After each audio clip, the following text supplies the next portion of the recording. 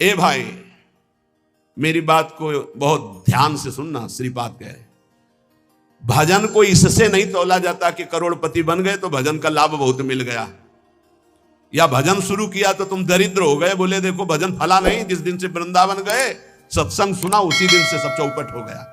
दोनों बातें समझना। महारंकत्वे वा परम विभवे सिंगे पे है। अगर रसिकों के संग का रंग चढ़ेगा तभी इस मार्ग में चल सकते हो, नहीं तो फिसलन ही फिसलन है। महारंकत्व हो सकता है जिस दिन से भजन शुरू करो उस दिन से शुरू हो जाए तुम्हारा पाप का संयोग जो पूर्व जमा हुआ है, क्योंकि नष्ट होकर अब तुम्हें भगवत प्राप्ति करानी है। कल एक साधक भारी रोग से ग्रसित, और वो बोला कि हमें लगता है कोई वैष्णव अपराध बन गया। क्यों? नहीं, ये शरीर में। अरे बावरेपन में हम कह रहे हैं शरीर रोग से ग्रसित है तो बुद्धि को तो स्वस्थ रख ले। बुद्धि रोगी हो गई तो शरीर स्वस्थ होने पर भी महान नरक जैसा उसको दिन और रात व्यतीत होता है, नारकी भोगों का चिंतन करते हुए। कोई अपराध तब बनता है जब अहंकार होता है, ध्यान रखना। और तुम जो सब शरणागत हो, रोज ऐसा मंजना लगता है कि तुम्हारे अहंकार चढ़ पाएगा। रोज बर्तन मांजा जाए तो चाहे जितना गंदा हो एक दिन चमकने लगता है। ये सत्संग भाग भर मत जाना, पक्का समझना। जितने बैठे अनुभव कर लेना, जहां कमजोरी है यही लगेगा सिर्फ मेरे लिए बोला जा रहा है। और सत्य मानना, ये सत्संग है, ये सार्वजनिक भगवदानंद के लिए किसी व्यक्ति का लक्ष्य करके नहीं, सार्वजनिक सार्वभौम सत्संग होता है। शरीर का रोगों से ग्रसित हो जाना या कोई विपत्ति आ जाना, ये हमारे पूर्व अपराध का है, पूर्व पाप का है। वर्तमान में यदि वैष्णव अपराध होगा तो शारीरिक दंड नहीं, मानसिक दंड होगा। क्या? आपका भजन रोक दिया जाएगा। तत्कालिक आप बहुत शुद्ध वैष्णव पवित्र हृदय के हैं, अगर कोई त्रुटि हो गई तो तत्कालिक दंड मिलता है। खोपड़ी दीवार में लग गई, चबेटा लग गया, दांत से जबान कट गई, अचानक कोई ऐसी घटना घट गई, थोड़ी मोड़ी चोट, ऐसा असाध्य रोगों का सृजन पूर्व शरीर रचने के पहले ही होता है, जो पूर्व पाप से है। आज हम भजन कर रहे हैं लेकिन पूर्व पाप रचित इसमें जो सृजन किया गया रोग वो पहले का है, आज से थोड़ी उत्पन्न हुआ है। तो साधक को बहुत विवेकवान रहना चाहिए, नहीं तो अब हमारा शरीर अस्वस्थ और बुद्धि अस्वस्थ, यही मूर्खता नहीं। शरीर स्वस्थ और बुद्धि स्वस्थ है तो हम परमानंद में मगन ठिंगे पे रखा है। हमारी बात को समझना। हमारी बुद्धि भगवदाकार है तो पूरे शरीर में कीड़ा पड़े हो, गलता लगाओ तो कुछ फर्क नहीं है। और बुद्धि विषयाकार है तो चाहे एसी में बैठे हो जलोगे, देखा है। इन समस्याओं का समाधान करने के लिए ही अध्यात्म है, रुपया नहीं है, पद नहीं है। समस्त समस्याओं का समाधान अध्यात्म से होता है, विवेक से होता है।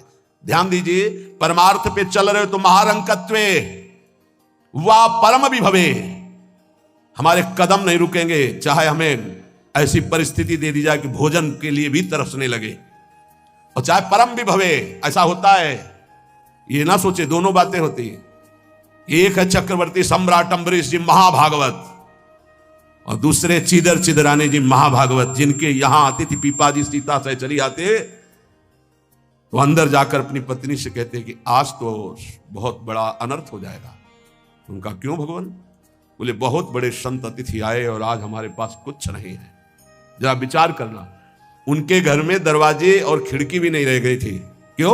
संत आते तो खिड़की बेची आए, 4 मुट्ठी चावल उबाल कर उनको पवा दिए, दरवाजा बेचे। मिट्टी का पात्र था जिसमें रसोई अमनिया करते थे, कुछ नहीं रह गया था जो बेचा जा सके। एक वस्त्र शरीर में था चिदरानी जी के। उन्होंने कहा भगवान अतिथि भूखा नहीं जाएगा। पढ़ के देख लो भक्तमाल जी में श्री नाभादी ने चरित्र लिखा, जो दिव्य दृष्टि संपन्न महापुरुष। कहा कैसे? बोले वस्त्र है ना कुछ तो बिक ही जाएगा, तो अतिथि को कुछ ना कुछ 4 मुट्ठी चना ही मिल जाएगा। अतिथि तो भूखा नहीं जाएगा, संत तो भूखे नहीं जाएंगे। और महाभागवत जिनके दर्शन करने द्वारिकाधीश के दिव्य दर्शन करके सीता सेचरी और पीपाजी आ रहे हैं, उनके दर्शन करने। स्थिति क्या है? खाने पीने की तो बात जाने दो, पहनने के लिए भी सीधे वस्त्र नहीं। एक ही वस्त्र था चिदरानी जी के, उतार के दे दिया। बेचा जाके जो कुछ भी का, जो कुछ भी रूखा सूखा पत्तल में लगाया और बाहर पीपाजी सीता सहचरी के साथ पाओ भगवान। वो समझ गई, इससे महारानी थी बहुत प्रवीण, समझ गई कि भोजन देख के समझ गई कि स्थिति क्या, घर देख के उनकी वेशभूषा। तो उनका कहा कि भक्तानी जी को भी बुलाओ, चारों बैठ कर पाते जो भी है। वहां नहीं नहीं आप आइए, वो तो रसोई में है। तो उनका फिर क्या होता, मैं रसोई से लिवा लाती हूँ। अब उनको अगर पीपा जी कहते तो शायद श्रीधर जी कहते कि आप रुक जाओ, लेकिन सीता सहचरी जी तो सीधे रसोई में गई तो दिगंबर बैठी थी। समझ गए देखते अंदर घर का हाल देखकर उनको आंसू आ गए, क्योंकि महारानी रह चुकी है, स्वयं तो परम वैराग्य से रहती थी, टाट लगा के। महारानी होते हुए भी टाट लगा करके भगवान की भक्ति में। सीता सहचरी जी बहुत ही ज्ञान संपन्न देवी, देखते ही उनको समझ में आ गया कि वो अकिंचनता की हद है इनके घर में, खाने के लिए दाना नहीं, कहीं कुछ नहीं। और तो उन्होंने कहा, देवी तुम निर्वस्त्र कैसे बैठी हो? तब उन्होंने कहा, अरे हमने सुना था आप द्वारिकाधीश के दर्शन करके आ रही, तो जब मिलेंगी तो रूप माधुरी का वर्णन करेंगी प्रभु की। क्या इस नाशवान शरीर की चर्चा चला दी? जब पैदा हुआ था तो आभूषण और वस्त्र पहन के थोड़ी हुआ था, दिगंबरे हुआ था, और जब जाएगा तो जला दिया जाएगा। बीच में अगर दिगंबर है तो क्या फर्क पड़ता है? बाहर आई और पीपा जी से कहा, इनकी निष्ठा के आगे हम लोग कुछ नहीं। उनको था कि राज सुखों का त्याग करके कष्ट पूर्वक भगवान का भजन करते हैं, ये अद्वितीय रहनी है। पर उन्होंने कहा जो चिदर चिदरानी जी की रहनी, उसके सामने हम कुछ नहीं है। पूरी स्थिति बताई तो पीपा जी कांप गए। ऐसी स्थिति देखो, महारंकत्वे, अम्बरीश जी चक्रवर्ती सम्राट, परम विभवे, ये भक्तों में दोनों स्थितियां पाई जाती हैं। इन स्थितियों से भक्ति का कोई संबंध नहीं। ये पूर्ण पुण्य का संयोग बनता है तो मान वैभव संपन्न है। एक अकिंचन भाव से रह रहा है, नहीं है उसके पास, तो भक्ति से तुलना नहीं की जा सकती। इसकी भक्ति कमजोर है, इसके पास वैभव नहीं, उसकी भक्ति बहुत जोर है क्योंकि उसके पास वैभव नहीं। महारंकत्वे वा परम विभवे, भक्ति से इसकी तुलना ना की जाए कि उनकी भक्ति जोर की है, खूब सुख संपन्न है, और उनकी भक्ति रंग नहीं ला रही। देखो खाने पीने की भी व्यवस्था नहीं, भक्ति का रंग अलग होता है। देखो चिदर चिदरानी जी और देखो अम्बरीश जी, दोनों महाभागवत, एक चक्रवर्ती सम्राट और एक खाने को भी नहीं, दोनों महाभागवत। ऐसे ही आप जब भक्ति के मार्ग में उतरे तो महारंकत्व हो सकता है, ऐसी परिस्थिति आ सकती है। हिम्मत मत हारिए। ये जरूर ध्यान रखिए कि अखिल विश्व ब्रह्मांड की रचना एक पलक झपकते जिस मालिक ने की, उसका मैं दास हूं।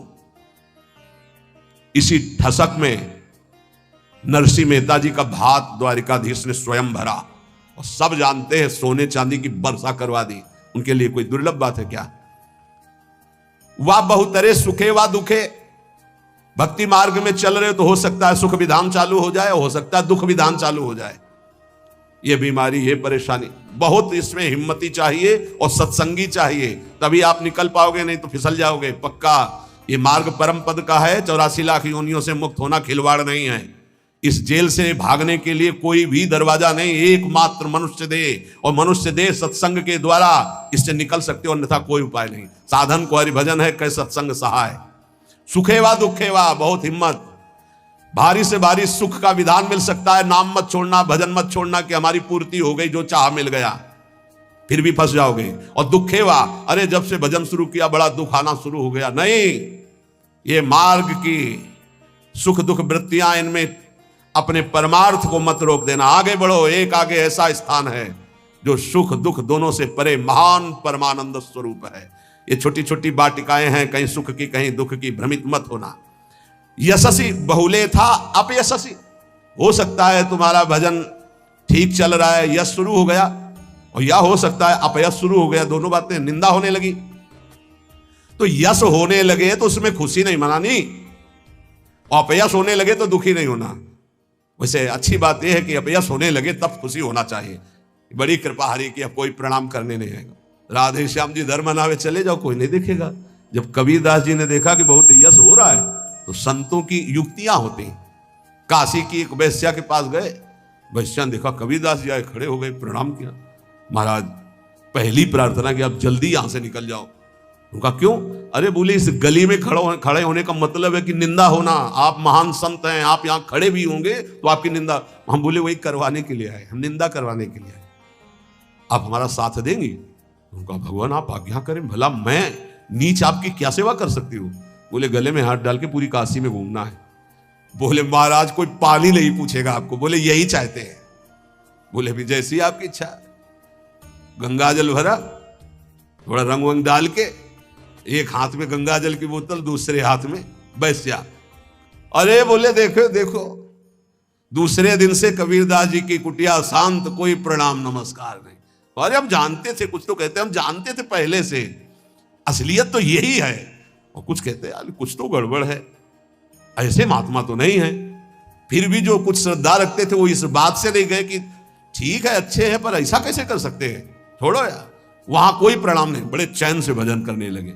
युक्तियां संतों की होती, पर वो युक्ति सिद्ध ही करे, जीना मुश्किल हो जाएगा अगर हिम्मत नहीं है, भगवत प्राप्त नहीं है। सिद्धों की बात है, उपद्रव न करे कि अब हम भी कुछ थोड़ा ऐसा कर, पिट जाओगे। हाँ हाँ, सिद्धों की बात अलग है। फिर राजा को अश्रद्धा हुई तो चमत्कार भी उनके जीवन में था ऐसा कि दिखाया, होश उड़ गए। तो कहा भगवान वो, बोले वो जन साधारण की आंखों में धूल डालने के लिए बहुत एकत्रित हो गए, भजन में बड़ा विघ्न पड़ने लगा। यशस्वी बहुलेय था, अब यशस्वी। देख लो भक्ति का मार्ग, आप खिलवाड़ मत समझो। महारंकत्वे व परम विभवे, मेरे कदम नहीं रुकेंगे, चाहे भिखारी बना के रखो, चाहे चक्रवर्ती राजा बना दो। बहुतरे सुखे वा दुखे वा, भारी सुख दे दो या भारी दुख दे दो, कदम नहीं रुकेंगे आपकी तरफ से। यशस्वी बहुलेय था, अब यशस्वी, चाहे यशस्वी बना दो, चाहे निंदा कराने, खूब निंदा कराओ, हमें मार निंदा हो तो भी हमारा मार्ग नहीं रुकेगा। आगे मणुआ लोस्ट्रे, चाहे मणि दे दो और चाहे माटी के घरौंदे पे रखो, हमें कोई फर्क नहीं पड़ता। महलों में रखो चाहे झोपड़ी में वास दो। सुहृदय परम व द्वेष्यति, सब लोग हमें प्यार करें या सब हमसे द्वेष करें, कोई फर्क नहीं पड़ता, हम अपने मार्ग पर चलेंगे। समा दृष्टि नित्यम मम भवति वृंदावन जुषहा, मैं ऐसी सम दृष्टि रख के चलूंगा। हे वृंदावन धाम, मुझे सामर्थ्य प्रदान करो कि मेरे कदम किसी भी स्थिति में लड़खड़ाए नहीं। ये बहुत बड़ी बात है। बिना इस बात के आए बात की बात में नहीं पहुंचा जाता। ये बहुत हिम्मत की बात है। इस शूरवीर का मार्ग है। दुख आवे या सुख, संपत्ति आवे या विपत्ति, यश आवे या अपयश, महलों में रखे चाहे झोपड़ी में, हर स्थिति में हमारी भक्ति में कभी नहीं होने वाली, ये निष्ठा रखे। यहां ऐसी भक्ति बहुत कम है, बहुत कम है। इसीलिए खूब सत्संग सुनो, जितना विश्वास दृढ़ करोगे उतनी भक्ति महान होगी। बिन विश्वास भगति नहीं ते बिन द्रवहि न राम, और राम कृपा बिन सपने जीव न लह विश्राम। हित ध्रुव जो विश्वास है तब ही सुधरे बात, ना तरु माया पंथ में फिरे जो टक्कर खात। और ये स्थिति समत्व की तभी आती जब इष्ट में ममत्व हो जाता है कि अब आपको नहीं छोड़ सकते, चाहे जो कुछ हो जाए प्रभु, चाहे जैसी परिस्थिति हो। संतों की वाणी, इष्ट में अपने सुदृढ़ अनन्यता हो जाना। राधा वल्लभ ध्यान धरोउर, राधा वल्लभ इष्ट हमारे, राधा वल्लभ नाम जपो नित, राधा वल्लभ ही में धारे। राधा वल्लभ जीवन है मम, राधा वल्लभ प्राण ते प्यारे, राधा वल्लभ नयन बसे, सरस माधुरी होत नहीं छिन न्यारे। परम संत श्री रसिक सरस माधुरी जी कह रहे, राधा वल्लभ का ही नाम हमारी जिह्वा में और राधा वल्लभ का ध्यान हमारे हृदय में, क्योंकि इष्ट हमारे राधा वल्लभ। राधा वल्लभ का हृदय में ध्यान और मुख में नाम में आचार्य चरण भी आदेश करते हैं। सबसो हित निष्काम मति, श्री वृंदावन विश्राम, श्री राधा वल्लभ लाल को हृदय ध्यान मुख नाम।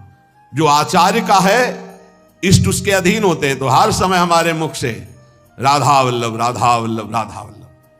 अब सेवक जी महाराज ने हा हरि रा राधा बा वृंदावन सा सहचरी, हरिवंश नाम में चारों की उपस्थिति पाई। इसलिए आदेश करते हैं हरिवंश नाम बिसरे न चिन्ह, श्री हरिवंश सहाय बल, हरिवंश भरोसे भय निडर, नित गर्जत हरिवंश बल। इसलिए हम वृंदावन नित्य विहार रस के उपासक, आचार्य की आज्ञा और सेवक जी की आज्ञा दोनों मिलाकर, इसलिए हम हर समय जपते रहते हैं राधा वल्लभ श्री हरिवंश, राधा वल्लभ श्री हरिवंश। इष्ट से हमारा इतना अपनापन हो जाए कि शरीर की परिस्थिति, कल हम किसी उपासक से कह रहे थे कि एक बार 24 घंटे में बैठ करके विचार करो, तुम्हारी दोनों आंखें फूट जाए तो सोचो कैसा लगेगा। सोचो कैसा लगेगा, भय लगता है ना। तुम्हें कैंसर हो जाए तो कैसा लगेगा।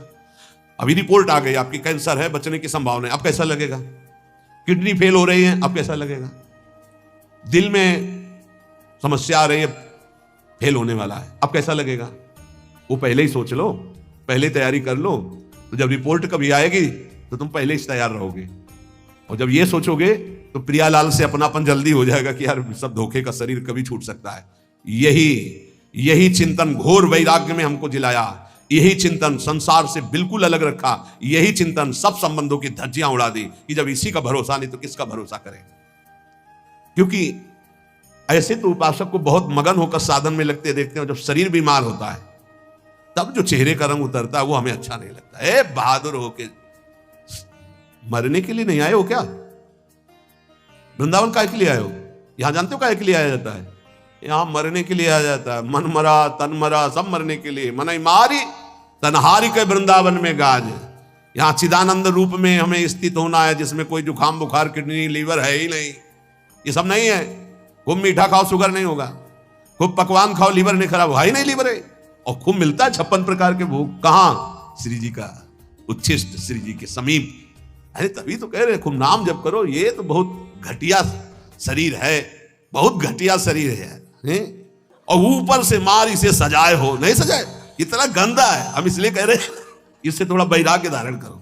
कौन सा बढ़िया है? कौन सा बढ़िया इसमें क्या है? इस शरीर में जो बहुत प्यार कर रहे हो, बस चमड़ी का ऊपर खेल है। तो अज्ञानी पुरुष चमड़ी से प्यार करता है, ज्ञानी पुरुष तो तत्व से प्यार करता है। शरीर बीमार हो गया तो तुम बीमार हो गए क्या भैया? पर चेहरा उतर जाता है, ये हमको अच्छा नहीं लगता। चेहरा प्रसन्न होना चाहिए कि अब जाने का नंबर आ रहा है, खुशी होनी चाहिए। जैसे नव विवाहिता और गमन हो रहा है उसका अपने पति से मिलन के लिए, तो कैसा अपने परिवार को थोड़ा वियोग तो होता है, रोते माँ से बका, अंदर बड़ी खुशी रहती है। हाँ, यद्यपि हम सबको बहुत प्यार करते हैं, रोएंगे नहीं, हमारा भाव खराब हो जाएगा। हमारा रोना श्री जी के लिए होगा। जब उपासक को देखते कि अमुक रोग और चेहरा उतर गया तो लगता है कि नहीं यार, सिंह का बच्चा नहीं है तू, प्रेमानंद का बच्चा होकर के तू उदास हो जाए। नहीं यार, फांसी का भी अवसर आने पर हमारे देशवासियों ने जय हिंद बोलकर फांसी चढ़ाई है। देशभक्ति में भी तुम श्यामा श्याम के भक्त हो, शरीर रोगी हो गया तो मुस्कुराओ, उछलो उछलो, नाचो बाके कि जाना है श्री जी के पास यार। अब तो हमें लगता है सर्टिफिकेट बढ़िया बन, बोले कैंसर ठीक हो गया तो उदास हो जाओ, पास रोक दिया गया क्या कुछ दिनों के लिए? हम तो सोच रहे थे जल्दी मिलेंगे। ऐसा ही होना चाहिए, जब रोग बढ़े और जाने की बात आवे तो खुशी मनावे कि श्री जी के पास जाना है। लेकिन श्री जी के पास जाने के तो तुमने सोचा ही नहीं था, इसीलिए तुम उदास हो गए। इस सत्संग को समझो, रोज अपने अंदर कोई ना कोई विचार करो कि अगर किडनी फेल हो गई तो, अगर दिल फेल हो गया, ये सब फेल होने वाले हैं तो तुम्हारा दिमाग सही रहेगा। नारायण स्वामी कहते हैं जो दो को याद करता है वो आगे बढ़ जाता है। एक तो श्री भगवान को मत भूलो, दूसरे मृत्यु को मत भूलो। मरना है, काहे को पाप कर रहे हो, काहे को उद्दंडता कर रहे हो, अधर्म आचरण कर रहे हो, जाना है यहां से। तो हम सब उपासक से प्रार्थना करते हैं, पहले ये बताओ कि भगवत मार्ग में जाने के लिए आए हो या रहने के लिए? जाने के लिए आए हो ना। कहां? श्री जी के पास। तो अगर बुलावा कैंसर रूप में आए तो उदास क्यों हो रहे हो? कैंसर सर्टिफिकेट है श्री जी से मिलने की, किडनी फेल सर्टिफिकेट है। ऐसा नहीं, सिंह के कभी सिंहार नहीं पैदा होते। भगवत मार्ग के साधकों के अंदर कभी एक कायरता, मृत्यु का भय नहीं आता। मृत्यु का भय, रोग आते ही तुम्हारे को भयभीत कर देगा कि हे अब तो क्या होगा। अरे अब वही होगा जो हम चाह रहे थे, अब श्री जी मिलेंगी पक्का। मस्ती छानी चाहिए, नाचना चाहिए श्री जी के पास। श्री जी से प्रेम नहीं है, शरीर से प्रेम है, सच्ची मानना। और ये हो गया रोगी तो अब चेहरा उदास हो गया, क्यों? क्योंकि गया हमारा सुख, यही सुख था हमारा। इसीलिए रोज सत्संग में कह रहे हैं कुछ नहीं है, ये मलमूत्र का भांड है, इसमें कुछ प्यार मत करो, कहीं सुख नहीं है, केवल तुम्हें पागल बना रही माया, पागल समय नष्ट करवाया जा रहा है, तुम्हारा भगवत चिंतन छुड़ाया जा रहा है। तो देख के मुस्कुरा दिया, पूरा चिंतन गया। और हमारी श्री जी मुस्कुरा रही, तुम्हें उधर नहीं दिखाई दे रहा? आवत सी वृषभानु दुलारी, रूप राशि चतुर शिरोमणि, अंग अंग सु बुद्धि मारी गई सारी। हाँ, पांच भौतिक शरीर मुस्कुरा रहे, उनके मुस्कुराहट में अभी तो अप्सरा ले उतरी। विचार करो, देवलोक भूलोक रसातल सुनि कवि कुल मत डरिए, सहज माधुरी अंग अंग की कही कासो पट दे। जिनकी मुस्कुराहट में लाल, वो हमारी स्वामिनी हो यार। ऐसी श्री जी के शरणागत होकर किसी की मुस्कुराहट, त्रिभुवन में कोई पैदा नहीं हुआ। कि मुस्कुराहट हमारी श्री जी की प्रभाव जो डालती उससे कोई अलग प्रभाव डाल सके। क्यों आपको डालती? क्योंकि श्यामा श्याम की अनन्यता नहीं। गावे श्यामा श्याम को, ध्यावे श्यामा श्याम, तो निरखे श्यामा श्याम को, बस यही हमारो काम। कुछ कठिन नहीं है श्यामा श्याम से मिलना। सच्ची बात कह रहा हूं, हृदय की बात कह रहा हूं। बस इनके सिवा कोई हमारा ना हो तो जल्दी मिल जाए, पर इनके सिवा और जो कोई है हटा नहीं पा रहे, नहीं हटा पा रहे।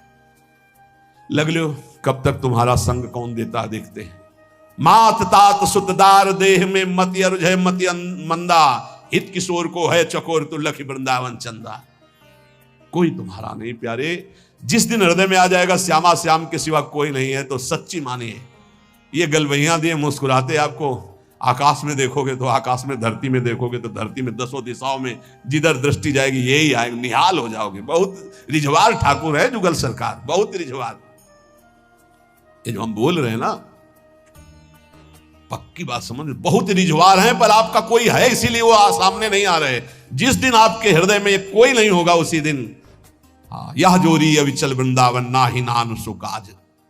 बोले गावे श्यामा श्याम को, ध्यावे श्यामा श्याम। श्यामा श्याम कैसे बसे होते हैं? यही है, बिल्कुल यही है। बस तुम्हारे दिखाई इसलिए नहीं दे रहे कि तुम्हारा कोई हृदय में और है। नहीं, जैसे ये कैमरा खड़ा है ना, देखो जुगल कैमरा खड़ा है, ऐसे गलवैया धारे खड़े हैं, तुम्हें कैमरा नजर आएगा, यही वो खड़े हैं। बस अपनापन केवल उनसे हो। सच्ची मानिए वो देख देख के मुस्कुरा रहे हैं। बस ये जरूर है कि तुम्हारे ऊपर कृपा दृष्टि हो चुकी है, बस तुम अपनी कृपा कर लो। इनके सिवा किसी को अपना मत मानो, बहुत जल्दी दर्शन हो जाएंगे, बहुत जल्दी। जिस समय जीव के हृदय में केवल ये, बस आपके सिवा कोई, उनको समझाने की जरूरत नहीं, सफाई देने की जरूरत नहीं, वो इंतजार कर रहे हैं केवल इसी बात का कि संत संग से, गुरु कृपा से तुम सब संबंधों का, सबकी ममता ताक बटोरी, मम पद मन ही बांधी बरडोरी। बस केवल इतनी साधना है, बहुत जल्दी लाभ प्राप्त हो जाएगा, बहुत जल्दी। गावे श्यामा श्याम को, ध्यावे श्यामा श्याम, तो निरखें श्यामा श्याम को, यही हमारो काम, यही हमारो काम। नाम दंपति लो लागी, निज सेवा सुख रंग महल लीला अनुरागी। सरस माधुरी रंग रंगे, मद माते डोले, और मिले रसिक सजाती संग खोल, अंतर ते मृदु बोले। अगर सजाती रसिक जन मिल जाए तो प्रेमी जनों का हृदय खुलकर उनको प्रेम रस में डुबोता है। नहीं तो रात दिन अपने श्यामा श्याम का गायन, उन्हीं में चित्त को डुबोना। अब जो भजन नहीं कर रहे, संसार के राग रंग में मगन है, भोगों में, उनको ये समझना चाहिए कि ये ना भोग रहेंगे ना आपका शरीर रहेगा। बार बार इसीलिए समझा रहे कि यही हमारी भगवत विमुक्ता श्यामा श्याम के सम्मुख नहीं होने दे रही। जगत में रहना है दिन चार। एक बड़े जमींदार थे, उस समय मोटरसाइकिल नहीं निकली थी। साइकिल आ जाती थी गांव में तो 20 लोग देख ले जाते थे, नई साइकिल आई उनके, तो नई साइकिल लाए थे। पान की दुकान में साइकिल चढ़े हुए गए और बोले पान लगाओ। बोले देखो तुम लगाओ, हम लौट के आ रहे हैं। और जो जिनसे मिलने जाना था 5 मिनट की बात थी, वहां मिलने गए, साइकिल खड़ी करके उतरे, गिरे, वहां पान लगा, पान का संयोग नहीं था, शरीर छूटा और चले गए। इस शरीर का कोई भरोसा नहीं है। आप सत्संग सुन रहे हैं, कल सत्संग सुनाने वाला या सुनने वाला, इसका कोई भरोसा नहीं। पक्का बहुत धोखेबाज शरीर है। चेत हेत कर हरिसो प्यारे, हरि सुमिरन को बार, जगत में रहना है दिन चार। एक ही उपाय है नाम जप। जितना नाम जप कर लोगे उतना तुम्हारा मंगल हो जाएगा, लोक परलोक सर्वत्र। घरक पलक का ना ही भरोसा, मौत बिछाया जाल। जैसे कोई शत्रु कदम कदम पे जाल बिछा दे, ऐसे मौत तुम्हारे लिए जाल बिछाए, कभी भी कुछ हो सकता है। बहुत पश्चाताप हुआ था जब वो ये घटना सुनी थी। वो सेवा कुंज में सेवा करते थे, 4-5 शिष्य आए धनी मानी और कहा कैसा स्वास्थ्य है, तो उन्होंने कहा थोड़ा शुगर बढ़ी हुई। बोले हमारे यहाँ बहुत बढ़िया डॉक्टर है, चलो। बहुत उनको प्रेस किया और वृंदावनवासी रजोप उपासी गुले गए। शुगर तो ठीक नहीं हुई, शरीर पूरा हो गया।